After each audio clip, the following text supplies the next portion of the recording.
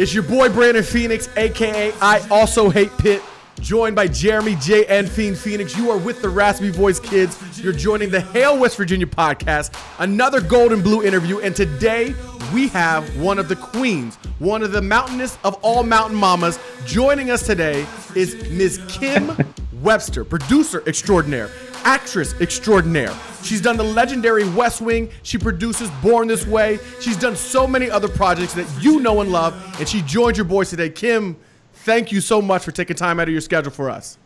It's my pleasure, and I also hate Pitt. Yes. That is now a soundbite. That is now a soundbite. We will have that forever.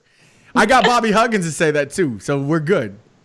I mean, who isn't going to say it? I mean, we all do. It's just how we were raised. Well, the 13 people who show up at Heinz Field might not say it, but they feel it in their heart probably after every heartbeat. Are they up to 13 now? Maybe. Oh. I don't. It's terrible. It really is. And the thing is, I wish I could be sad, but I'm not. It makes me happy every time I see it, Kim. Me too. So you're a Jersey girl, right? Yes. How do you end up in Morgantown? Well, I didn't. It wasn't part of the plan, but my guidance counselor kind of made me, fill out an application for there because the schools that I thought I wanted to go to, she said I wouldn't get into because I was kind of a troublemaker in high school. The way that she got me to apply there was she said that they had a great football team and they were the #1 party school. And so here we are. And then you go Alpha Chi Delta on them, right? Alpha Chi Delta. Am I doing it right? Alpha Z Delta. I said Z. Alpha Z Delta. You said Chi Delta. I definitely did. I was trying to cover it up, but you didn't let me. You just didn't. No, you definitely did. No, you definitely did. I can't believe him. It looks bad. Did I do the sign right? Am I doing the sign right? They started doing gang signs after I left. I really felt like I started them as a gang with the hats backwards, but now I feel like there's some gang sign that I don't know. So it was a good time in Morgantown. You enjoyed it. Oh, it was the best time. And you've been back since, I know, but how has it changed in the time since you've been there? Some of it has changed so much, and some of it hasn't changed at all. It's weird. Obviously, I haven't been back in, I think, like 5 years, but I'll be there in 3 weeks, which I'm very excited about. But, it's like it's changed and it hasn't, which is great. Yeah, no, it's, Morgantown is it's a place that, as far as college campuses go, it's on the map. It's been, like you said, your guidance counselor told you it was the #1 party school. It's been a Playboy top party school since Playboy started that list. And it doesn't disappoint. It never disappoints. You can get pretty much whatever you want to get while you're there. We, of course, are good Christians, so we just live a nice lifestyle. We just do, we chill while we're there. Some people are less so, and that's all right. That's their business, none of my business. Yeah. But you go from the East Coast. You're an East Coast. You're a Jersey girl. You get to Morgantown. You tear it up in Morgantown. Then you become a Hollywood starlet. How does that happen? Well, I mean, I almost failed out my freshman year at WVU because I finally had freedom because my dad's a Catholic deacon, so I was raised, under pretty strict circumstances. And so when I got to Morgantown, I went a little buck wild, no pun intended, and and so I had a 0.8 GPA, and I had to get my blood alcohol level. That's what I thought you were going to say. It was usually higher than that. But the GPA was so bad that I had to take an acting class to try to get my grades up so that my parents wouldn't pull me from the school. They had no idea I got the 0.8. And so I took an acting class, fell in love, ended up with a full scholarship by senior year. And then I did the damn thing. I love it. That's what we love. It's like that. I feel like that to me from everything since I became aware of you, because I'm a huge West Wing fan. Aaron Sorkin made me a television snob. Like, I found it. My friend told me I had to watch it on Netflix. I start watching it, and I literally could no longer, we binged it. I could no longer watch television that was not written well, that was not produced well, that was not acted well. I couldn't do it. I still can't. And my friends will call me a snob, and I'm sorry, but Aaron Sorkin did it to me. You know what I mean? Yeah. Josh, Toby, of course, Sam Seaborn and Ginger getting the popcorn. I mean, yep. There's Sam Seaborn right there on my wall. I see him. That is a beautiful man. He is just a beautiful man. Real talk. Real talk. It turns out that he's pretty good at acting too, right? So yeah. He's actually an intelligent, funny, good-looking dude. How did you end up on that show? Like, how does that happen? Because, I mean, it's a dream role, obviously. I mean, to be a part of something so fantastic, how do you end up on that? Well, it started as just a one-day stand-in job on the pilot. And so I show up for this pilot that I didn't even really want to go to because I had just joined the Actors Union 2 weeks before. And so I thought I was a professional actor now, and that was beneath me. And so begrudgingly, I went, and within 2 hours of being there, I knew my life was going to change. I just had this like overwhelming feeling.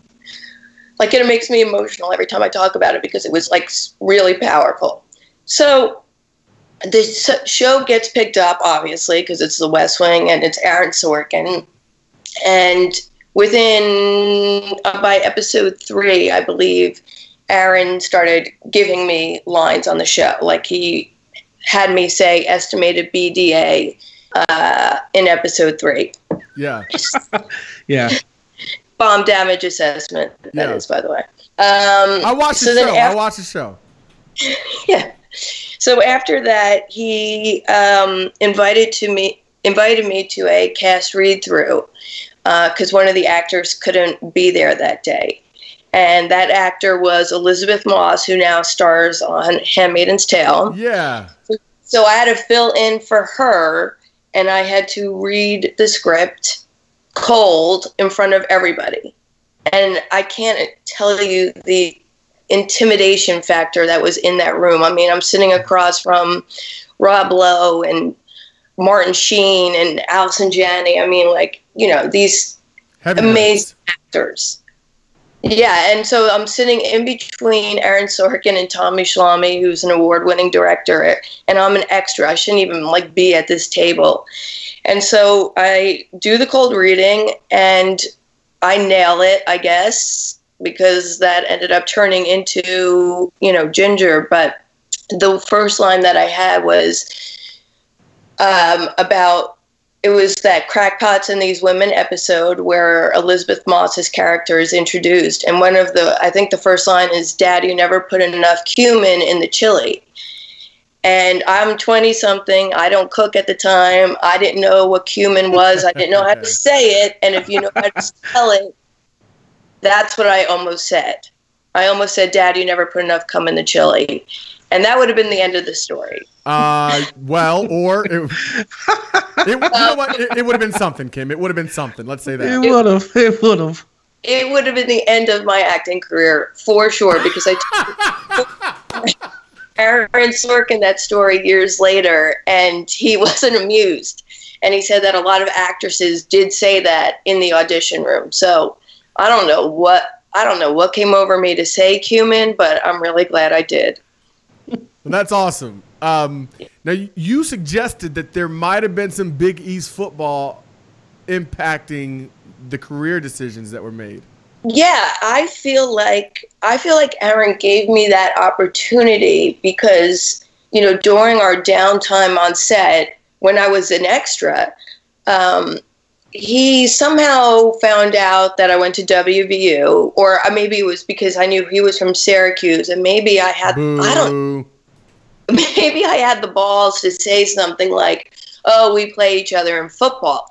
So we started talking about college football, and I feel like that had something to do with him giving me the opportunity, because typically an extra should not be talking to the executive producer, and I'm sure that I didn't start the conversation. There's no way that I would have had the, you know, cojones to do that. But, you know, the fact that we were able to talk about like cheap beer and college football in the Big East, I think that really had something to do with the opportunity I was given. I love it. It brings everybody together. College football, man, that unifying effect. Yes. Well, see, what I love is that, you know, just watching you, because I didn't know who you were until Twitter and Instagram, right? So we start this show, and then I get involved in social media because typically I'm a private person too, and I know you are very much so. And so I never paid any attention. I didn't know who Kim Webster was, right? So then I get on here, I'm like, oh, this she's a big deal. And then, oh wait, she's on the West Wing. Oh wait, she produces Born This Way, and I've just come to know that you are a big health nut, exercise nut, and that you are a big beer snob. What made you that way? Wait a minute. A health nut? Is that sarcasm? Yeah, guys, for any of you who don't follow her on Instagram, she was frying a steak in bacon grease last night, okay? She's not quite a health nut. And as far as beer snobs go, unless you like your beer cold brewed in the Rockies with a train coming through the commercial, she's not much of a snob. She's a Coors Light girl. So we're good. Yeah. I'm actually a beer snob for cheap beer. Like cheap tasting beer. Yeah, no, cool. I was like, wait a minute. Natty Light all day. My mom. Natty Light's too low for me. A little bit, yeah. Like I'm more like Coors Light or Bud Light, and it's pretty much just that, or else I won't drink. Well, see now I'm not being rude. I'm on my phone, but the reason I'm on my phone is I'm texting my mama. You know that.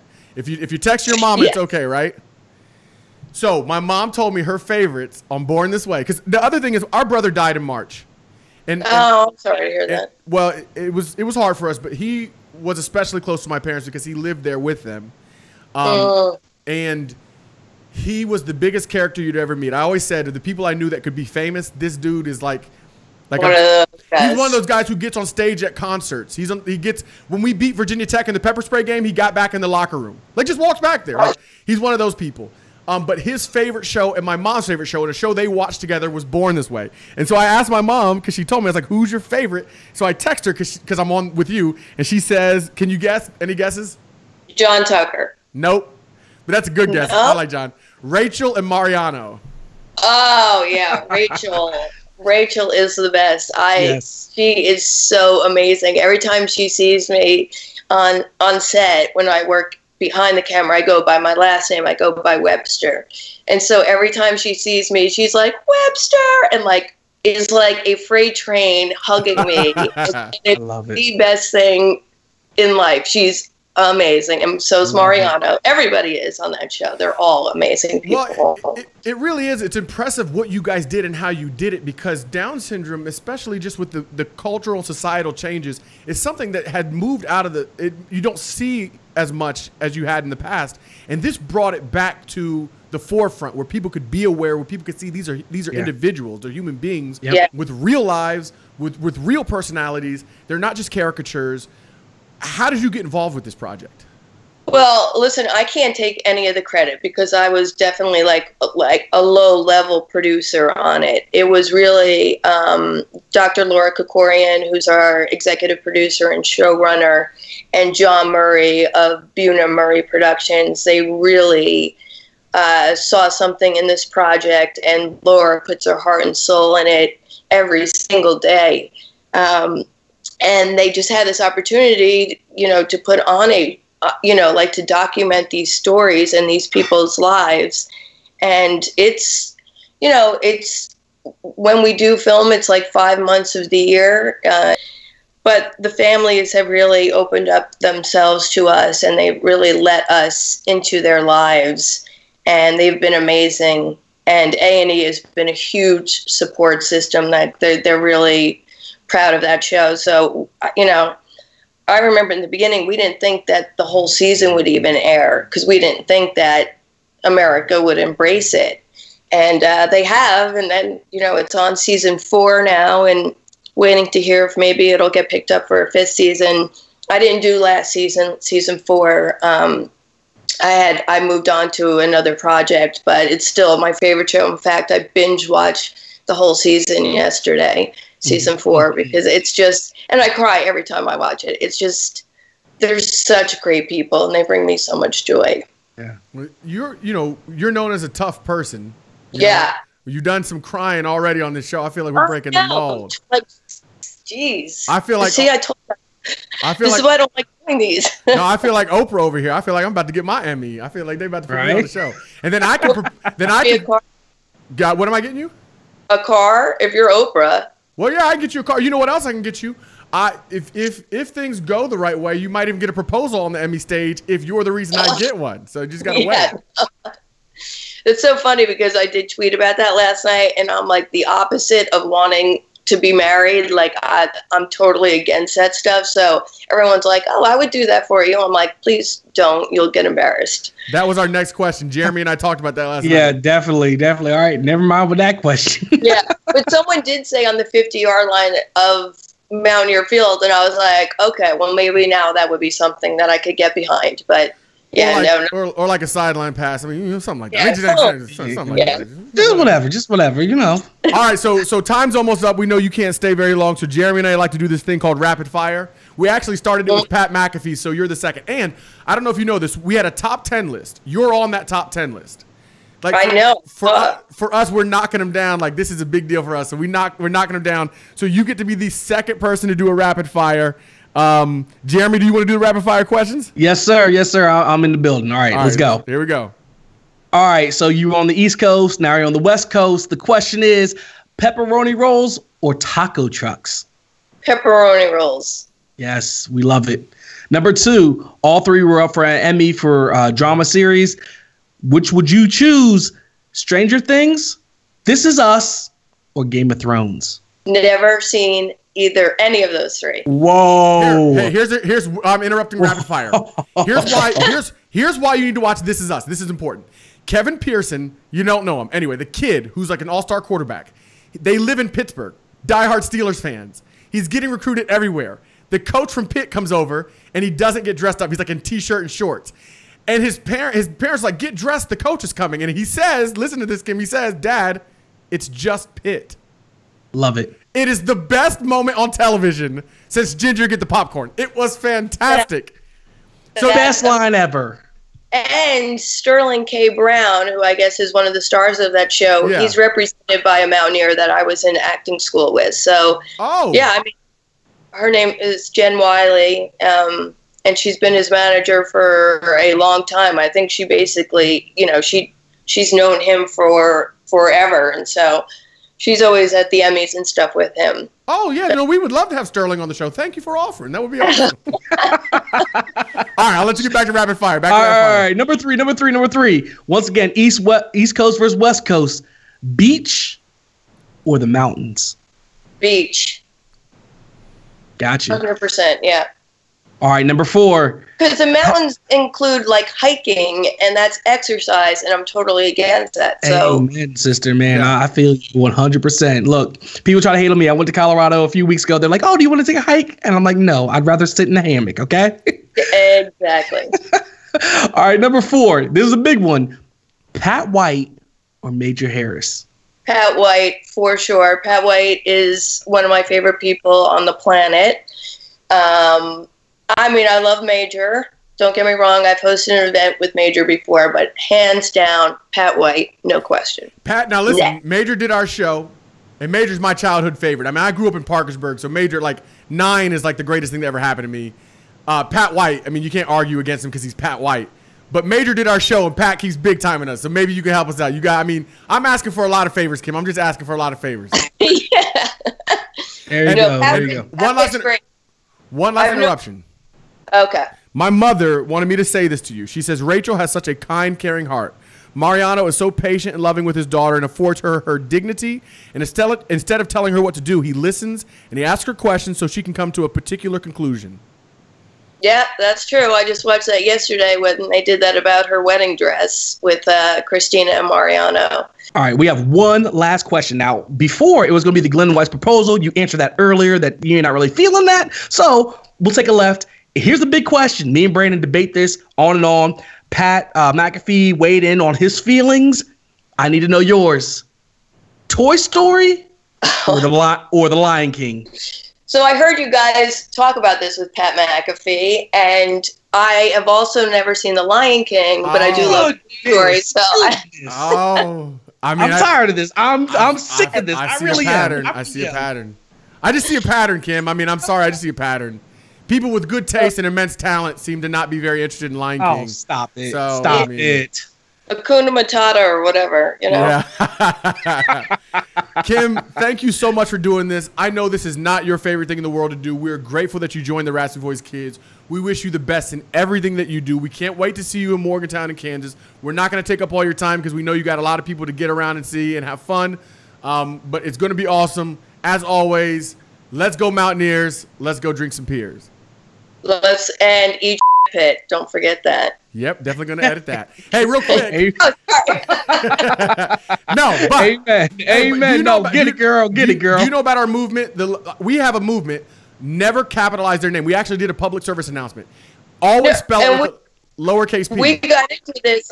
But we got into this on Twitter once. Oh, that's right. Because you do spit. You do spit.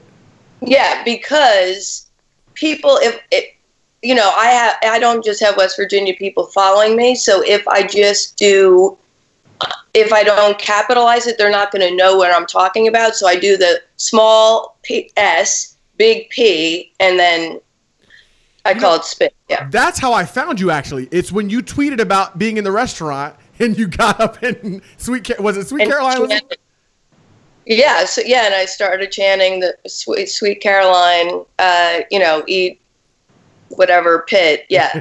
Yeah. That's, I do anytime that comes on. I was at Pump Restaurant, which is a fancy place. And some girl told me that she went to spit, and so I just started chanting that in the restaurant. That's how I found you. I forgot how I found you. That's how I found you. All right, so thank you again. I was gonna say, lucky for you. That's what I like. That's what I like. All right. So that's what Kids signing out. We'll talk to you.